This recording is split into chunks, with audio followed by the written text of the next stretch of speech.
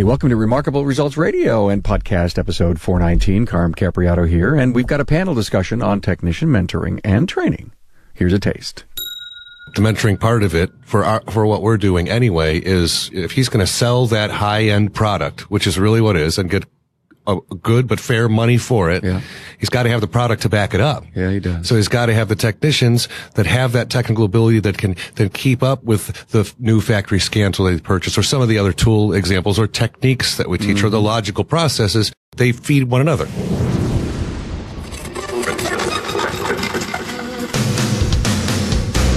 Welcome, aftermarketers, to Remarkable Results Radio. Listen to learn just one thing from today's episode on your journey to remarkable results.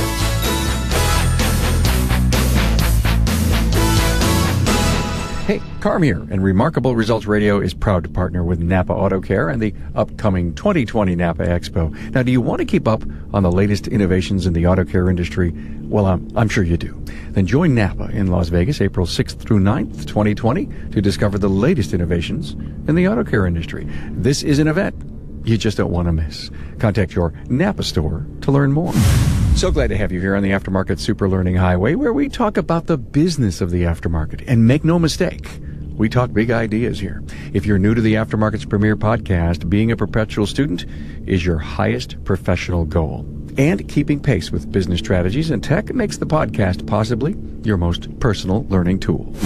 In this episode 419, I have the honor to sit with Scott Shotton from the Driveability Guys and Eric Ziegler from Diagnostic Solutions, and a trainer at the Driveability Guys. Now, Dave Denmon's also here, owner of Dave's Car Care in Glendora, Arizona, and Gerson a technician at Dave's Car Care. Hey, by the way, we interviewed in our Vision 2019 studio. Find the talking points, bios, and more at remarkableresults.biz/E419. Okay, this episode is driving the discussion of technician mentoring and the need for assisting shops in developing their technicians. Now, not only keeping a seasoned technician current, but in developing bench talent. This just may be one of the most important developments on lifting the technician's learning to a new level in a new way.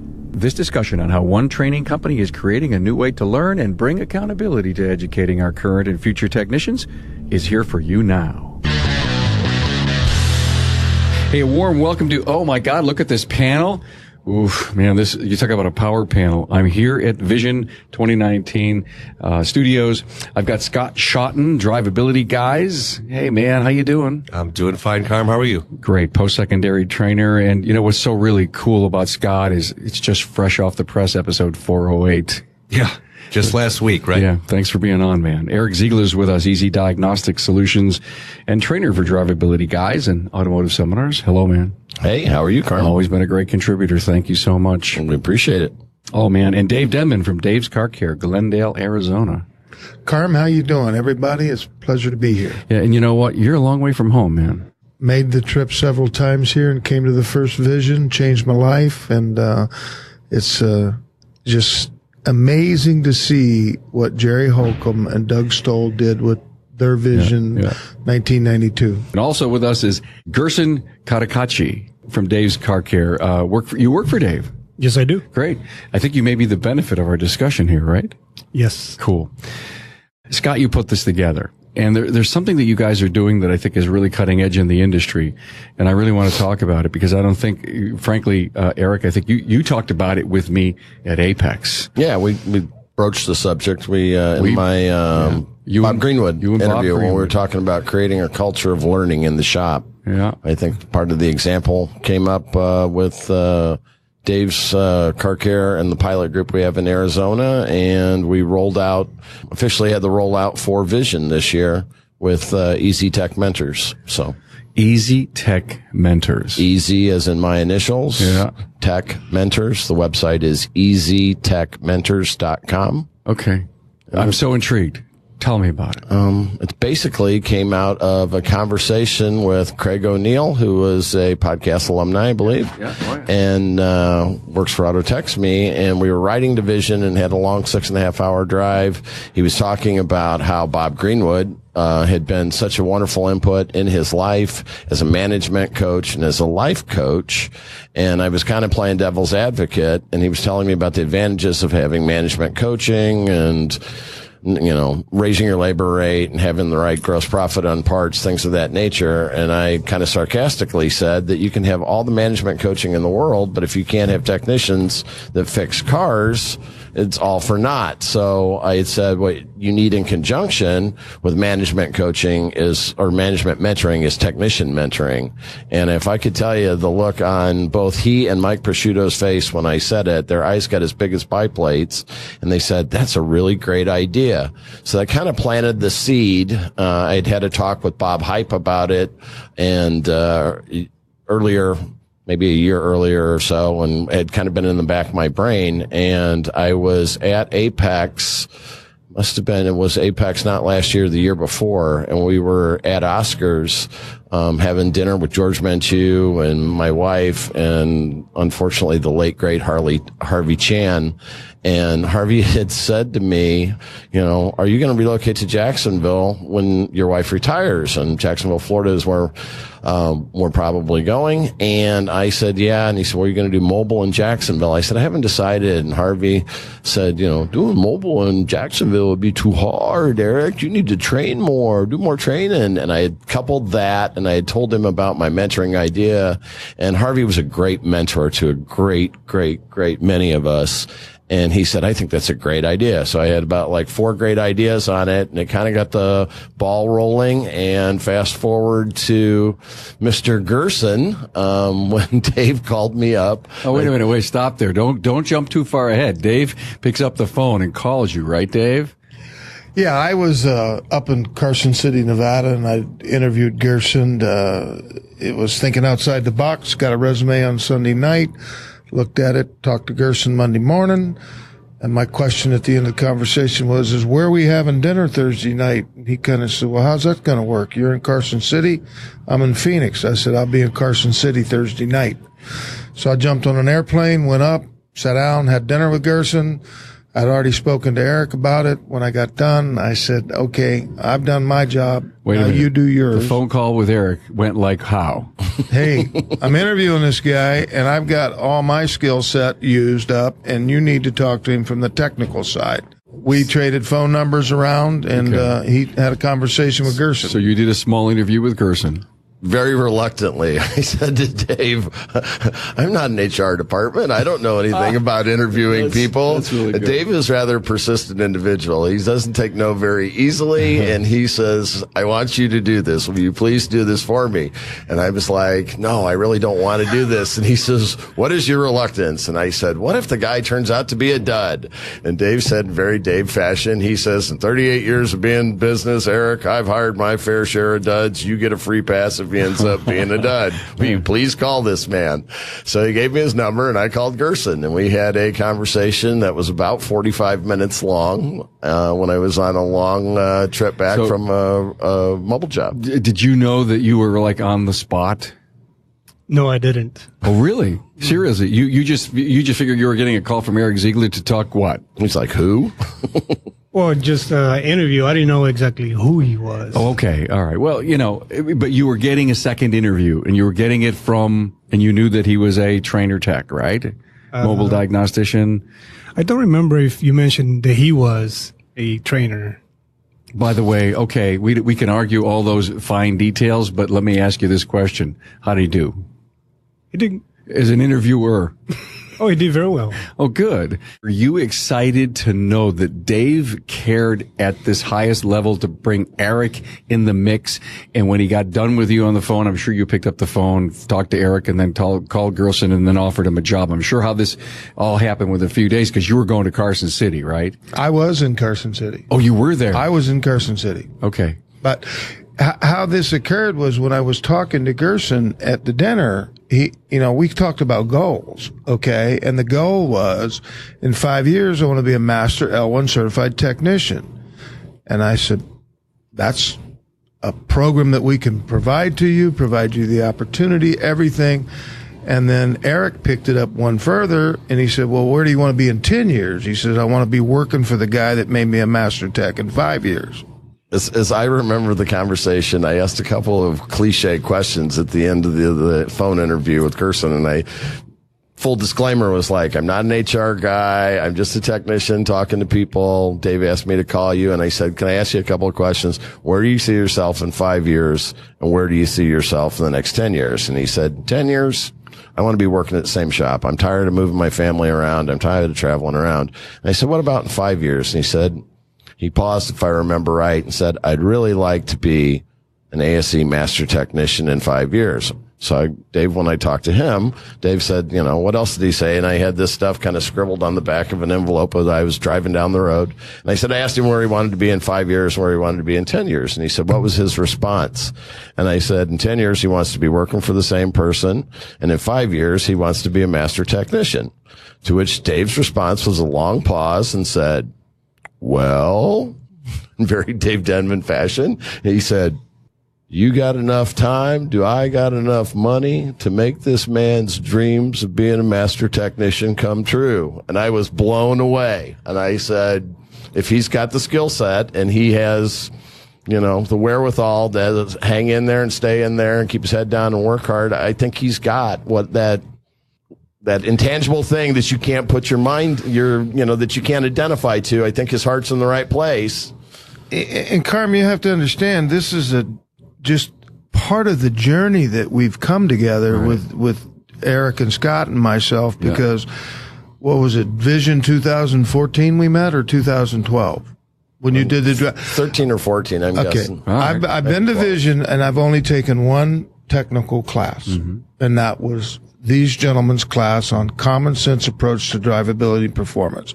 I said, I got to go to that, and that's where I informed Eric, as I was talking to him about training and this and that. And he said, well, where are you from? And I said, I'm from Phoenix. He goes, that's a long ways from here.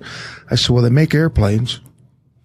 So they have literally been on our training agenda, our schedule, our investment. And that's a word that I want to use and make sure everybody understands. It's an investment. It is not an expense. You can't do without it today in the industry. And we have progressed, and we've utilizing factory scan tools, and it makes life easier. But in regards to Gerson, he's the second individual that we have now in the chute. We have Caesar, who in 2015 came to work for us. No ASC certifications, no scan tool experience. 2019, he is a Master L1. Has immersed himself into the training like a sponge, AVI online, devoted himself, raised his income from 2015 to 2019 by 44%. And he's tenacious. We Absolutely. have, this thing that we've created is just, it's a full package that allows everybody to grow and benefit and, blossom. And, my friend over there, and Gerson works for me, but he's a friend. I've grown to so much respect and admiration for his abilities and his tenaciousness to get in and immerse himself. But he made a statement to me today that he's worked for me 8 months, and he said, I've learned more about drivability and performance in 8 months than I've learned in 20 years. Right on. I'm sitting here really in awe by the transaction, if you will. And I don't mean that to be in a negative way. Here's a guy willing to pay for performance and willing to pay for training. You guys happen to step to the plate to help out. And then was the tech mentoring idea an offshoot of this, or really was Dave saying, you need to train Gerson, you need to train my people, you need to keep them in the fold, you need to mentor them? And where was the genesis of it all? The genesis of it all, these are probably two separate events, because we've been going to Dave, Scott, or myself has been going out there. We've been out there 12, 14, 15 times. We go regularly. Oh, yeah. Now, wait a minute. Did you decide to get another group together to help cover the costs? When Eric and I first had the conversation on the mentoring deal, I knew that it couldn't be done by a single shop. So I created a coalition of 5 shops in Phoenix. And basically, it's affordable. So we've actually now had 3-4 on-site classes where we're raising the level of 25 technicians in a marketplace. Unbelievable. with a 24-month program. You know, in this trend, Scott, tell me if I'm right or wrong, because we haven't heard from you yet. Guys, I know at the service professional level, they're bringing in the trainers to their market. The guys are getting together to cover the cost of it. They're saving some money on hotel and airplanes, but they're getting just what they want. Yeah, especially with the hands-on component, which is part of what the tech mentoring is about too, is getting in your shop and doing it hands-on, getting your hands on the car, using the tools instead of just looking at a PowerPoint. It's a really popular thing right now. So the small group that Davis put together, 5 shops or so, that works out about right. Last time we had enough people that Eric and I both went, so occasionally we'll both go out there. But they're getting what they want because we broke up into 2 groups. We worked on physical cars in the shop. We covered, it was all scope stuff last time. So we had like an advanced group and a more beginning group, and we split the work in half and went that route. And I think everyone, if I'm not mistaken, was happy from your group and from the other shops that were joining in. I think they're getting what they want. Well, we are, and what we're able to do is control the destiny of the people that work for us. We're able to know and assess their skill level and then grow it. And we've seen, Eric and I have seen that, Scott, with Caesar. I mean, he was a gentleman that had the skill set, but never the opportunity. Given the opportunity, he just, and the future of the industry. The assessment has become part of it too, because we can go in and have the fresh eyes that come into the shop and get an idea for the level that each particular technician's at.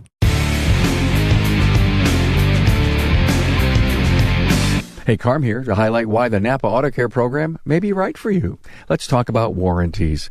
How long do you warranty your repairs or services for your customers? Does your warranty cover your customers anywhere in the country? Now, if you're a Napa Auto Care Center, you have confidence in knowing your customers are covered for 24 months or 24,000 miles nationwide. Now, that's because one of the many benefits of the Napa Auto Care program is the nationwide Peace of Mind warranty. The nationwide Peace of Mind warranty provides the best coverage in the industry, and it allows your shop to compete with other national brands. It's a written warranty that is honored at more than 17,000 Napa Auto Care Center locations from Florida to California and everywhere in between. Wow, 17,000 locations. That's more than any other automotive repair brand. When you're part of the Napa Auto Care program, no matter where your customers travel, if they experience a problem with a covered repair, they can count on Napa Auto Care to be nearby to get them back on the road. The nationwide Peace of Mind warranty covers parts and labor on qualifying repairs and services for 24 months or 24,000 miles. And the warranty claim process is easy too. If you're ready to give your customers the security and confidence of a nationwide warranty and provide them with peace of mind, knowing that they are receiving a quality repair or service, especially if they're unable to return to you for warranty, then Napa Auto Care may be right for you. Contact your local Napa Auto Parts store today and learn more about the nationwide Peace of Mind warranty and the hundreds of other reasons to become part of the Napa Auto Care family, the largest network of independent automotive repair shops in the country. This is a huge find for me. So you're going in and you're saying, let's assess what we have to do. A skills assessment. Okay, Yeah. perfect. Yeah, because you don't know what you don't know. Yeah. So a technician might think they know a lot of things until they're presented with it and they do it hands-on, and then all of a sudden they realize, oh, I really don't know how to make that connection, or how to set that scope up correctly, or how to flash that computer. And when we get there and we're doing it hands-on with them, we can make all those corrections, and hopefully by the time we're done each trip, we leave and they learned something that maybe they didn't know they needed to learn. Okay. In regards to Caesar, the thing that I wanted to say is that early on, I went out well before technician mentoring, but we had one-on-one time with him, and you could tell he was a sponge. He wanted to learn so much. He had such a desire, and he told me point blank one time, Eric, someday I'm going to be an advanced level master technician. Well, fast forward, he's worked there 3 years now. I think it was 6 months ago, Dave called me on the phone and said, guess what happened today? Caesar came walking in my office, and I was like, oh, man, I hope he didn't leave. And he said, he put something down on my desk, and I'm thinking, oh, God, I hope it's not a letter of resignation. He said it was the test results. He went under his own volition, with no coaxing from anybody else, and decided he was going to take all 8 of the ASE certifications. And when he went and passed, he was quite a proud individual, and Dave wanted to share that with me. And it's kind of like having a prodigy in a way. I mean, he did it all on his own, but you get the pride thing, that light bulb moment as an instructor, as a trainer, that all you can hope to do is plant the seed. And if people have the right desire in the heart, the right open heart to want to do it, to want to be the best that they can be, that's what we want to nurture. That's what we want to help companies grow their own technicians, because there's a huge glut in having super qualified A technicians. A lot of shops have guys that have been with them for a lot of years that are maybe C or B technicians that are really good soldiers that, given the right training or opportunities, can ascend to that next level. And it's kind of like the term "grow your own." And that's exactly what I'm writing down here. I mean, you really showed exactly the pathway of how to do that. Well, and the future of our industry is going to be technology that we have trained for and we're able to present to the consumer in an end package with a repaired car. And, only so many times I believe that you can tell a customer, we can fix this one, we can't fix that one, do this, do that. That's, the benefit of being around the industry and being in the industry. My journey to drivability and performance and the future of 6 years ago, 7 years ago, I called Mark Warren, okay, and who I've known for 25 years, and I said, if a guy's going to stay in the industry for the next 5 years, 5 to 10 years, where is he putting his money in investment in scan tools? He said, it's simple, buy OE. That was it. Interesting. That was it. And so you agree, Eric? That was the journey. Oh, absolutely. I'm an OE scan tool guy. Yeah, agreed. I got to ask you a question, Scott, about the course outline and, what you decided to design for this tech mentoring group. Did you have to change anything that you're currently doing? That's actually been kind of tough. We did have a meeting where we sat down in Atlanta when we were at Automechanica in, I guess that was July or August, whenever that was.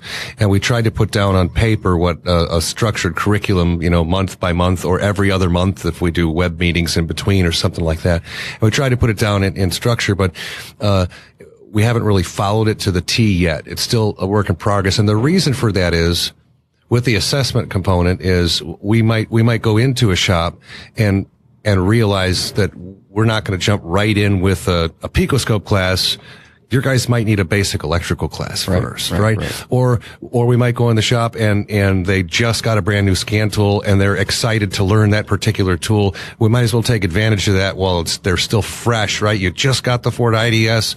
Okay, let's do some Ford stuff with the IDS and learn how to, program keys and use the scan data graphing functions. There's a couple buttons on that tool, for example, that aren't so intuitive until someone shows you. So you might get that tool and get frustrated the first week you're trying to use it because you can't figure out the buttons. But when someone shows you how they work, here's the button you push to change the time or the scale or, whatever. Someone has to show you that. So somebody was mentioning the assessment part makes it tough. We got to somebody was mentioning that it was maybe it was you, Eric. You just said if it's every other month, give me an idea of the timeline that this whole program is on. I mean, how often do you go down to Arizona, guys? Well, we designed it for a 24-month program with every 60 days there'd be an 8-hour on-site class, and we're utilizing the off time to allow the participants to help themselves, talk amongst themselves. We have created that group there in Phoenix. So that's the pathway, 24 months, and then the 12 visits will be there. And hopefully, at the end of that, we'll have the gentlemen that are growing and progressing in that.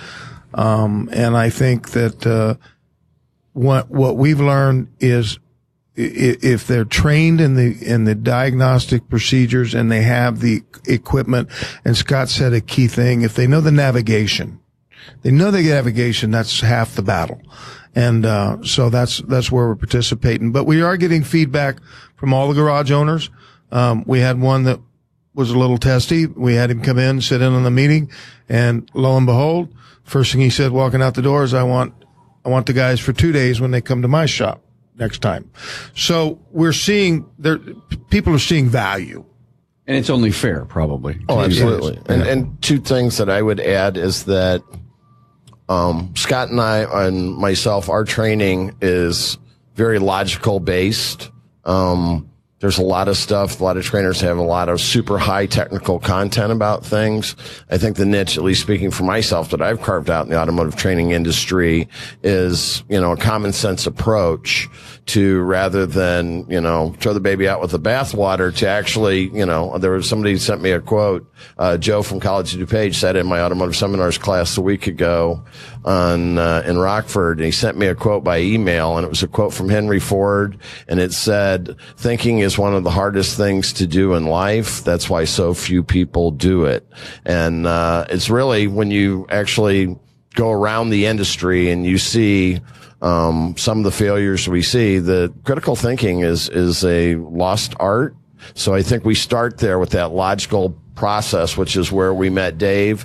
And when Scott said that we were mapping this all out when we were talking about it in its early inception up around Auto Mechanica, we met with Bill Haas, who's also an alumni member. He had said, you've got to find a way for shops to see value in this. And one of the ways he had suggested was to have a metric that you can apply to it. And that metric was warranty labor. And warranty labor, you always take times 2, which I didn't realize because I'm not a management style person. I don't own a brick and mortar. And the reason you take it times 2 is if you have an unbillable hour that, say, you had, wasted that didn't get billed, there was an hour that you could have charged doing something else. Absolutely. So that's the metric that I think that hopefully that we've been able to bring to Dave since our going there, that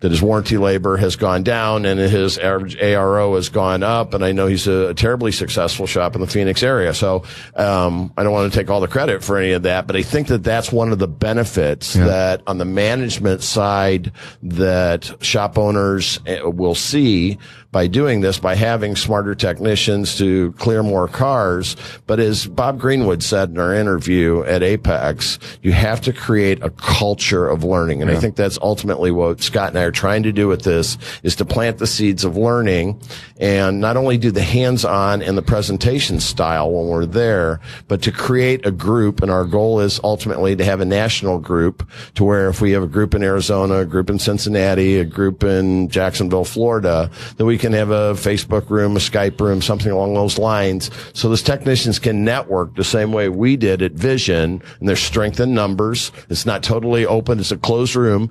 And that we can go and we can plant the seeds of saying, say, we told the technician about a relative compression with sync test. You can go to a class and learn about relative compression with sync, but you're not just going to go and put it in place on the first car you work on. It's going to be a perfect scope capture, right? So we're talking about having some, I don't like the word homework, but some after work after the thing. It's the only way to learn. Yes, it's got to go. And then be able to, instead of having to go back out to Arizona and say, oh, okay, show me those scope captures you did, harness the power of leveraging the technology of it with the Ethernet to actually go and be able to send those PS data files to Scott or myself. And one of the things that everybody we talked to who used Jeremy O'Neill, who used Bill Haas, anything like that, all of them, almost to the person, said the thing that they look forward to the most was that monthly one-on-one phone call or contact with their mentor.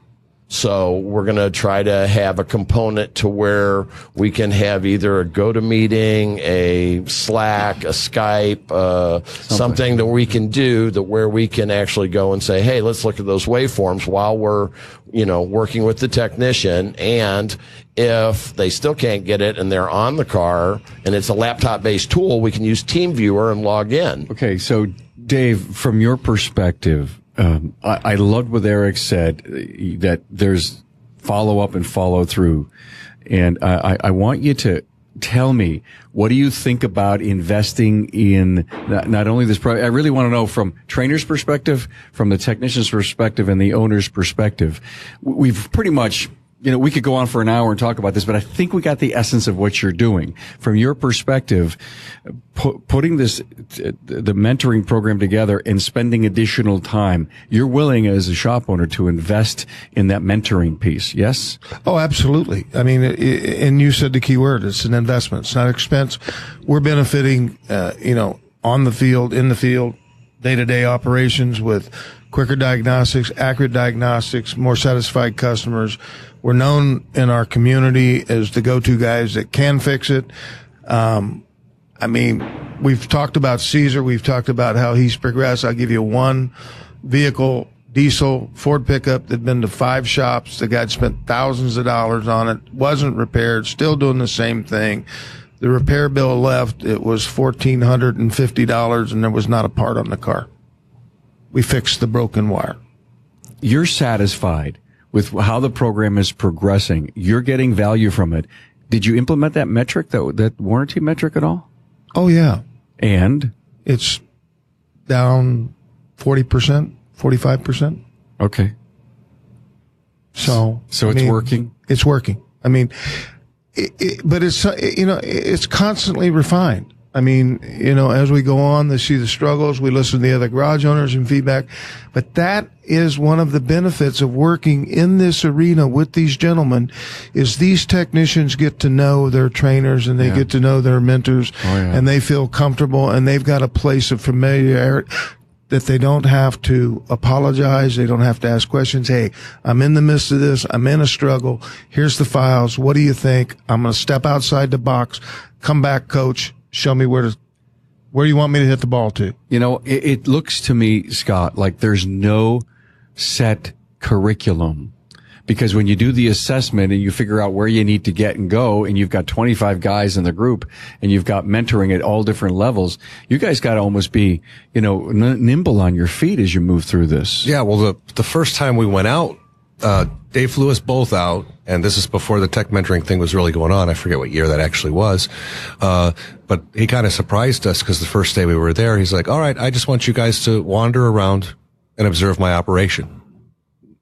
But we're going like, well, we thought we were coming to teach you guys. So smart. No, I want you to wander around and just pay attention to what's going on and tell me what you think. How smart. So then we're back at the hotel at night sitting down making notes and going, okay, this, that. And it took us aback a little bit because we didn't really realize it caught us completely off guard. And afterwards, then we sat down and had meetings with Dave. We actually had breakfast one day with his techs, and Dave said, I'm not going to be there. I want you to talk to my technicians, but I want them to tell you the truth. So if that's going to happen, I got to be out of there. Yeah. And so then we had him, and then we, had a couple we did with some technical training as well. But it really, and that's kind of where this all started for you, because we're doing more than just training your tech's technical stuff. Yeah. We're helping with other issues, and now it's mostly technical, but we're helping with other issues. Maybe a little communication between techs and service writers. He'll ask us questions about what does he think about my system, or here's how my system works with the different colored sheets of paper, and so over the way he implements things. And since then, now you're doing DVI as well. Yeah, we using the Mitchell One Pro with the AutoServe One. That's another benefit of technology. The average RO went up $75. But I'm sitting here, Carm, thinking about the first vision with the first trainer, Bob O'Connor, teaching us in 1992 to sell diagnostics. He was a visionary. He was. Pun intended. He was. I know. He was. But you think about that. I started in business in 1980. First year they put a computer in a car. 1992, the guys are still trying to take the light bulbs out or, put tape over the lights and things like that. And Bob's, hey, this is not going away. Technology has arrived. And so whether we weren't using laptops, we were using MCA sun scopes and everything under the sun. But, I had an experience, and I want to share this. So the first computer comes out in 80. I'm down about midway through the year at a Buick dealership. Old crusty technician walks in with the old can ECM GM, throws it across the part counter, tells the guy, I need one of these. I'm standing there and I'm okay, I'm going to venture out here. I said, how do you know it's bad? He goes, hang around 15 minutes. I'll tell you. Plug it in. If it works, I'm good. So, part swapping went on for a long time in this industry. And still is alive and well, unfortunately. Attested that. The one thing that I wanted to add to that with his comment with, when they were talking about at the keynote about how long it has been here, and it's the 27th year of Vision, this is a pretty special place for me, and it's special in a lot of ways because I've met so many lifelong friends here. I would not have my association that I've got with Dave Denmon. If I had not got with Dave Denmon, I don't know that I necessarily would have had technician mentoring. If I hadn't met Harvey Chan, I don't know that I would have had technician mentoring.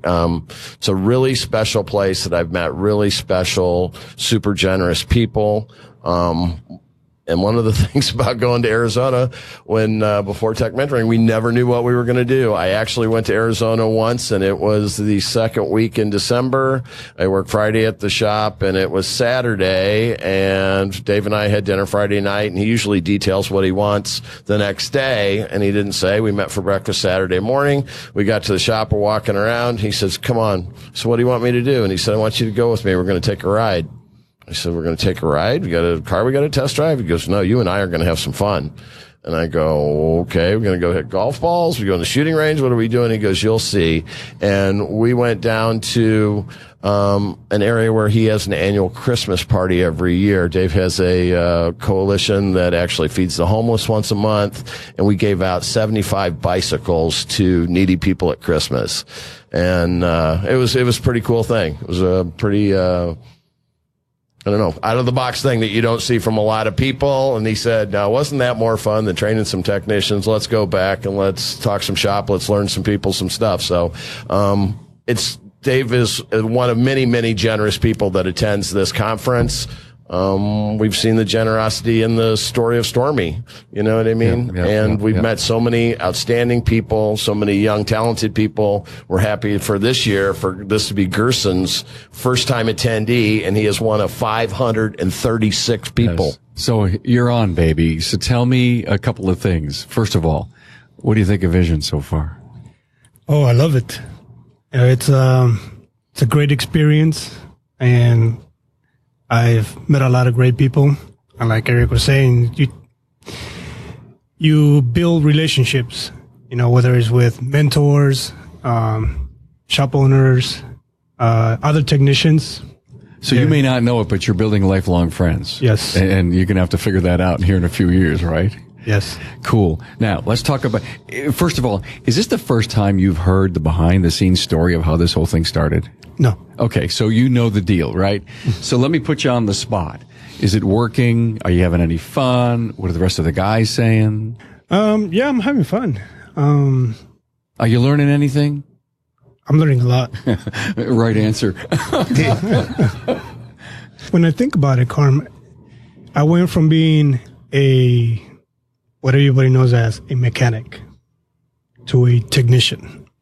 And the difference to me is a mechanic can be anybody. They can turn nuts and bolts left or right.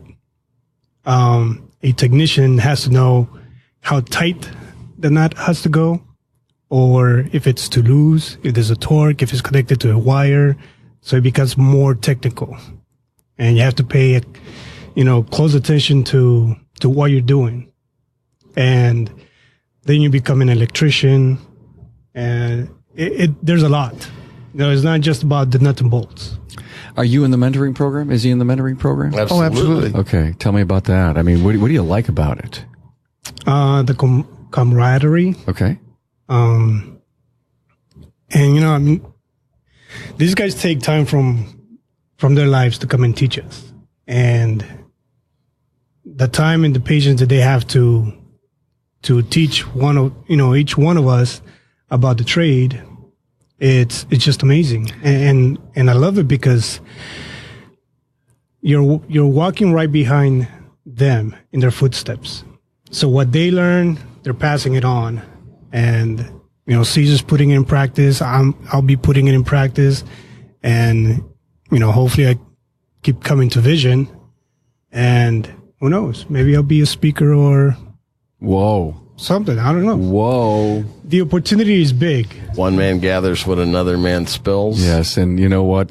I'm so happy to see. I mean, here's a youth and a big thinker, by the way, and some of what you guys are doing are rubbing off on Gerson. Well, let me tell you about this young man's intuition. Halfway through the first day here, he looked at me and said, "This isn't a convention; it's a culture." Absolutely. So his insight is marked spot on. I also, he's been with us 8 months, no exposure to scan tool. Just before coming here, Gerson took a 2010 Focus with the electronic steering, R&R'd the steering, went in, used his factory scan tool, reset the steering angle, reset everything, aligned the vehicle, and down the road it went. And that's 8 months into our program. Were you a tech before 8 months ago? No.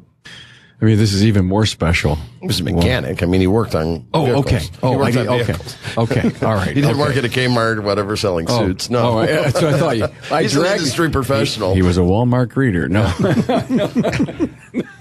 But you make a fine Walmart greeter. But I think to his experience, though, David told me that he was working at an RV shop, was putting, leaf springs on, in the parking lot and jack stands and stuff like that. And I've done that. I was a suspension mechanic years and years ago. It is hard work. Yeah. And, I don't know if you've ever been to Dave's. If you ever get to Glendale, stop by and see. I will. It is it's a beautiful facility. The toolboxes are all custom made. They're built in. The garbage cans are powder coated the same color as the toolboxes. There are no equipment on the floor other than the. I need a picture. I love it. I've got them. Hey, what's next, Scott? That's a tough one. Since we're just starting to roll this out more to the public, Dave being the beta, basically shop, as you will. You actually mean the Glendale area, the Phoenix Glendale area, that group is beta. Correct. And how far deep in it are you? Well, we're a couple years in that, and then the way we're working with the curriculum, getting the website going, that's kind of the public rollout this weekend. Okay. Oh. That's the first, the website just went live last week. Okay. Been passing out a couple t-shirts and business cards and talking to people and trying to get other groups in other areas of the country. So the marketing part of it is right there. It's going to happen. You know that. Other alumni have already expressed interest. Jeremy O'Neill had said something about putting some stuff together. Yeah. And it could be, a symbiotic thing to where both management trainers, we talked with Bill Haas about this, that so we get the technician side of things whipped in, but yet the management side needs, some fine tuning or whatever. We suggest maybe you contact Bill and it's beneficial for Bill, or Bill sees that the management side is right, but the shop needs some fine tuning. He suggests something to us. Maybe the service writers need a little fine tuning. Maybe that's something Jeremy does. Maybe DVI is something that is new to people. Then, you've got Chris or the people from Bolt-On or, there's a myriad of different companies that sell that technology, but I think it could be really good. We spoke with some really cool people that did technician recruiting, from, Find a Tech Jay was one of them. And the other was, he's been on the show. SP2. SP2 was the other one. And we had talked to both those guys about it. And so I think and they were very progressive people. They said there's enough room in the space. And I thought about it. There really is. There's a ton of room. There's a ton of room in the space, and it's good for the industry because, like Bob Greenwood said, you are creating a culture of learning, and creating the culture, just like Gerson identified this place, is a culture of people that are like-minded. And I always say, if you're shooting baskets with the third grade kid next door on an 8-foot basket, and you've got 2.5 feet on him or whatever, and you're dunking on him, that's no big deal. Till his dad, who's 6'4" and played a couple of seasons with Notre Dame before he blew his knee out, comes out, you better bring your A game, right? That's what vision does. That's what being around like-minded people, I think, elevates your game, right? And when there's the difference between internal mentoring and external mentoring, there's a lot of buzzword about grow your own, and shops doing mentoring of their own in-house. So say you've got an ATAC and you take your ATAC and say, hey, take this CTAC, take him under your wing and make him an ATAC. Well, if it's a flat rate shop, I'm here to tell you, most ATACs are going to be, hey, it took me 30 years of my career to learn this. Let him learn it on his own. Why am I going to give him the economic ball bat to beat me over the head with, right? That's That's just the way that is. Or say the other way you go is you say to try to do in-house mentoring and you've got a really good tech, but he's got a short fuse or he's not the best instructor, right? So then mentoring doesn't work quite so well. That's why I think external mentoring and the folks, the way that Scott and I come in, we're impartial to it. We're not in the day in and day out drama of the shop, for lack of a better term. Well, but there's no doubt that the external mentoring that you're building goes way beyond what a mentor-mentee would be like in a shop, because you literally have a career path, or you have an opportunity to do, well, I guess the internal would be just-in-time training. Your guys is more structured. Absolutely. And are you playing flat rate?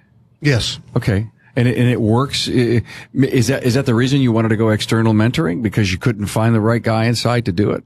No. Okay. No. All right. No. I'm a believer in going outside the box and bringing people in. It's just like Gerson did not attend either one of these gentlemen's classes They don't need this weekend because I wanted him to see a different view, a different presentation style, whatever the information. I didn't, but this works with what these gentlemen bring to the table that help elevate your technicians. Mm-hmm. Okay.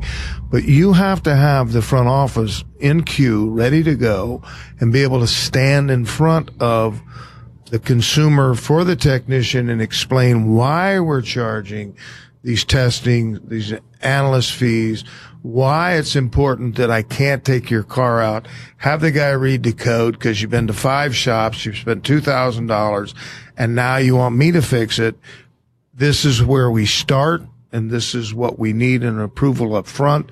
I mean, in that scenario, our minimum charge would be $300, but you got to approve up to $5 because we're not pulling him out from underneath the hood when he runs out. We want to make sure you're a player here. But people today, the consumer will pay for quality testing and results of the car being repaired, and they won't question you. Okay. Sophisticated shop, smart at the counter, selling things right. He's got to have the back room's got to be like at the highest level. Yeah. The mentoring part of it for what we're doing anyway is if he's going to sell that high end product, which is really what it is, and get a good but fair money for it, he's got to have the product to back it up. Yeah, he does. So he's got to have the technicians that have that technical ability that can keep up with the new factory scan tool they purchase, or some of the other tool examples or techniques that we teach, or the logical processes. So they justify and they feed one another. Yeah. Let me bring something up that's important that I've totally went away. Out of all this is going on, everything's expensive. Our subscriptions to the websites are about $12,000 a year for the different make, model, and year, and that. So I started thinking, how am I going to get my money back? On top of the diagnostics, I need the diagnostic money to pay the technician. So I implemented about 4 years ago, every time we touch a scan tool, on top of the diagnostic fee, we charge a technical information access fee, $28. Okay. Last year we collected approximately $27,000, which paid for new tooling, new scan tools, and it allows us to invest for the future and also pays a portion of the training. How about the subscription to cover that? Covered that. Yeah. Got it. Yeah. But I thought I was getting ahead of the ball, but then the supplier of the scan tool says, well, this one's out of date and this one's out of date.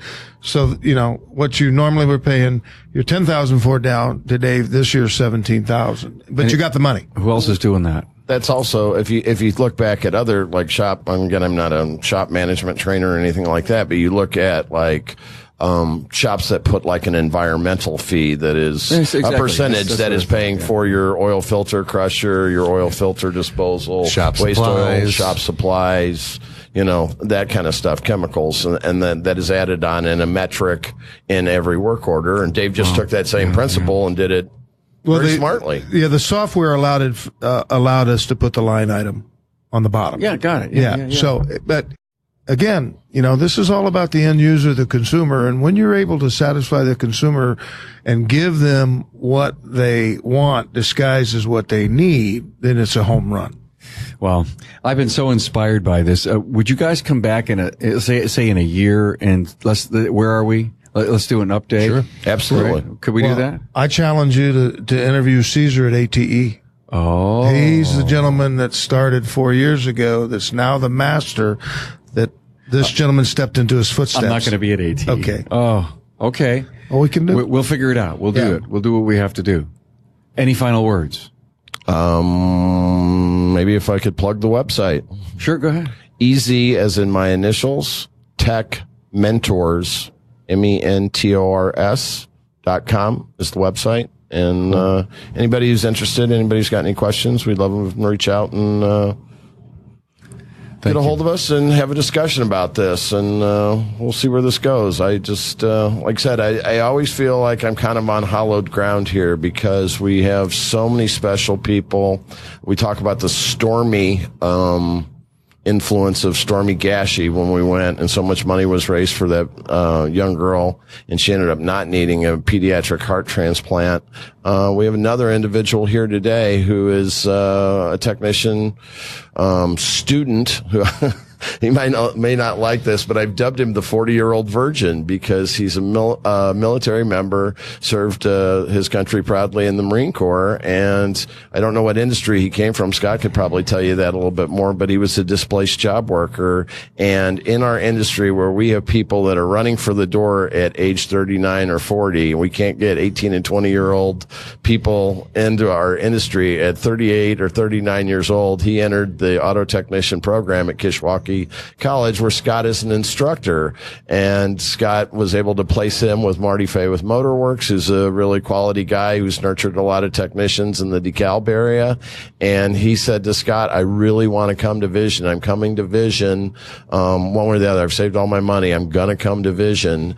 And Scott actually said there are some mechanisms in place to help people who really have heart and desire. One of them is the Harvey Chan Memorial Scholarship. So Scott wrote an application with him for it and presented it to Sherry, and we'll find out tonight whether or not he's actually I know he's a finalist. We'll find out whether he's the winner. And all that's coming up in a few minutes. All this is coming up in a few minutes. So and on top of that, the other component of this, when I get to meet this individual, I find out that Scott says, did you know that he has a child? He has a little boy named Mattis who has pediatric cancer.